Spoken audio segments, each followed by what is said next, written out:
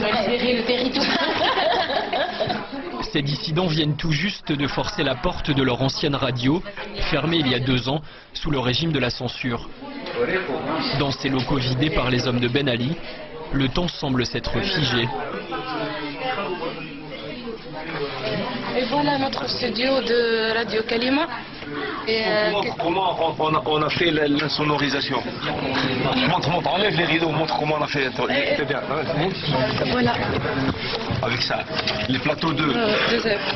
Ça n'a pas servi depuis combien de temps? 2 ans. Il y a déjà eu des gens qui ont cassé des choses ou pas? Non, mais parce qu'ils ont tout raflé. Ici, tout devra être réhabilité. Il leur faudra également obtenir une nouvelle fréquence. Pour ces journalistes qui ont connu la prison et l'exil, la liberté de la presse n'a rien d'abstrait.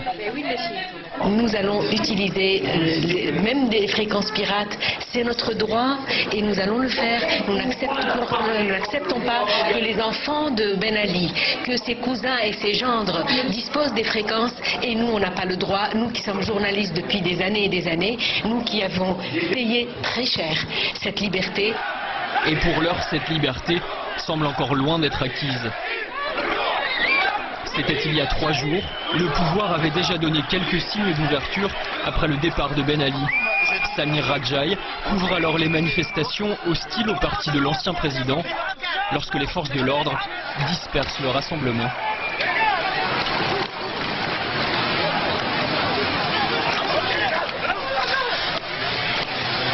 Et visiblement, la police fait toujours la différence entre journalistes étrangers et journalistes tunisiens.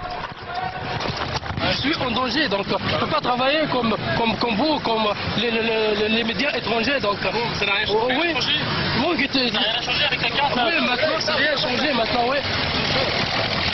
Tu vois, tu vois. Arrêtez de filmer! Arrêtez de filmer!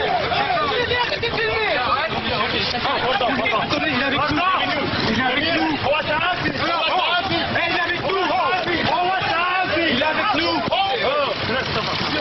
Cette fois-ci, Samir échappera de justesse à l'arrestation.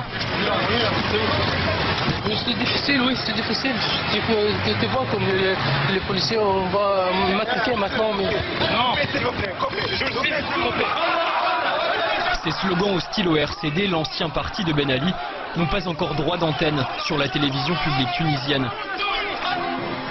Ce soir-là, aucune image des violences policières ne sera diffusée et les témoignages sont scrupuleusement choisis. Bonsoir, bienvenue pour ce nouveau flash d'information. Aujourd'hui, beaucoup de citoyens lancent des appels pour le retour au calme et pour donner une chance au nouveau gouvernement. Est-ce qu'ils veulent tout changer d'un coup? Faut laisser agir le gouvernement. Le pays doit revenir à la normale. Et ils ont changé le gouvernement. C'est assez. Qu'est-ce qu'ils veulent de plus? À la sortie du plateau, le rédacteur en chef tente de se justifier. Actuellement, la télévision elle est en train de passer presque les manifestations, mais d'une façon raisonnable, mais pas d'une façon radicaliste. Elle ne tient pas compte et ne prend pas capital d'une idée contre un parti ou un parti d'opposition ou bien un parti du gouvernement. Mais dans le dos de leur chef, des journalistes entendent bien dévoiler les faits. Ici, une manifestation qui vient de se tenir devant les locaux de la chaîne pour réclamer un changement de ligne éditoriale. On veut une véritable information professionnelle, c'est-à-dire passer les images qui se passent aujourd'hui dans la rue, mais il n'y a rien. Il y a des manifestations, il y a des hommes politiques qui passent, et nous on est à côté de tout ça. Et pourquoi? Et pourquoi? Parce que la télévision tunisienne c'est comme un prisonnier qui a quitté la prison mais il ne sait pas où aller, il ne sait pas quoi dire. Voilà. À l'image d'autres institutions du pays, la télévision publique tunisienne aura besoin de temps pour se débarrasser des vieux réflexes de l'ancien régime. Reportage passionnant, je vous le rappelle, de Benjamin Dard et David Lemarchand qui sont donc en Tunisie pour C'est dans l'air. Vous voulez